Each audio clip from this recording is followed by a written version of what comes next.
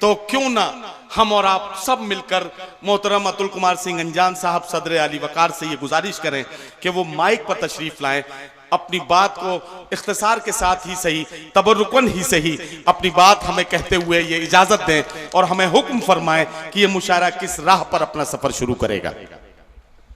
शुक्रिया नदीम अख्तर भाई। मेहमान खुसूसी उमाशंकर जी, चुन्नू भाई, चंदू भाई, पीएन सिंह जी, इरफान साहब, हाजी गुफरान सिंह, प्रिंसिपल राम नारायण सिंह जी, हरे राम चौहान जी, मनीष सिंह जी, तमाम मंच पर बैठे हुए तमाम दोस्त, हमारे आज के कवि और शायर, मैं अधिक आपका वक्त नहीं लूँगा। जय बहादुर सिंह एक शख्सियत जिसने मुल्क के अंदर आज़ादी की लड़ाई में अपनी ज़िंदगी जेलों में गुजार दी, अपनी हजारों बीघा ज़मीन गरीबों में बांट दी,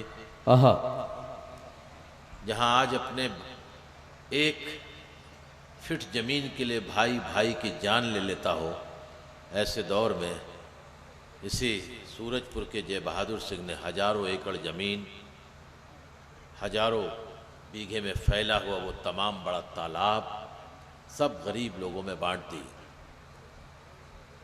आज़ादी की लड़ाई में जिसका जिक्र इंग्लैंड की पार्लियामेंट में हुआ कि 20,000 किसानों से ज़्यादा लोगों को लेकर आजमगढ़ के कलेक्टर, अंग्रेज कलेक्टर को घेर कर 5 फुट 4 इंच का एक आदमी पिछले 6 घंटे से तकरीर कर रहा है सामंतवाद के खिलाफ, जिन्होंने अपनी जान दी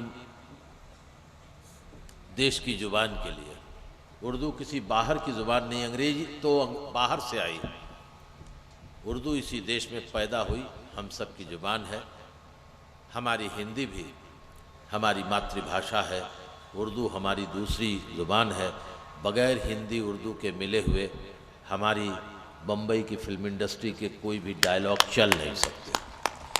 मैं अधिक न कहते हुए कह सकता हूँ, जैसे मोहब्बत में शाहजहां की आंख से टपका हुआ आंसू ताजमहल बन गया, ठीक उसी तरह हिंदुस्तान के हिंदू, मुस्लिम, सिख, ईसाई मिल करके जब आगे बढ़े और हिंदी और उर्दू को मिल करके जब आगे बढ़ते देखा, तो जो जज्बात पैदा हुए हुब्बुल वतनी की, देशभक्ति के, जो विचार पैदा हुए मोहब्बत के, वही कविता और शायरी में आए। उसी को आगे बढ़ाते हुए इस मुल्क की एक ज़हती को, इसके वक़ार को, इसके सामर्थ्य को, इसकी चिंता को उन तमाम फ़िरका परस्तों से बचाकर अदब के साए में मोहब्बत के नए रास्ते खोजते हुए आगे बढ़ चलना है, ताकि मुल्क की सालमियत भी बनी रहे, देश की एकता भी बनी रहे, हमारी मोहब्बत भी बने रहे, हमारे इदारे भी बढ़ते जाएं, हमारे नौजवान नए रास्ते भी खोलें। ये तमाम लोगों नौजवानों को जिनको हमने आज सम्मानित किया, ये इनका सम्मान नहीं है, ये सम्मान उस तमाम सोच का है जिसकी रहनुमाई जय बहादुर सिंह करते थे।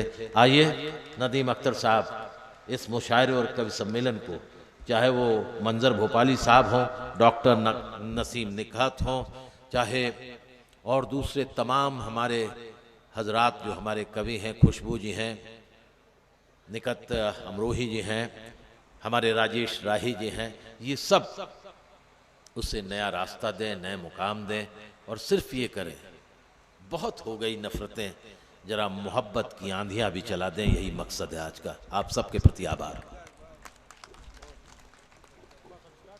बहुत शुक्रिया।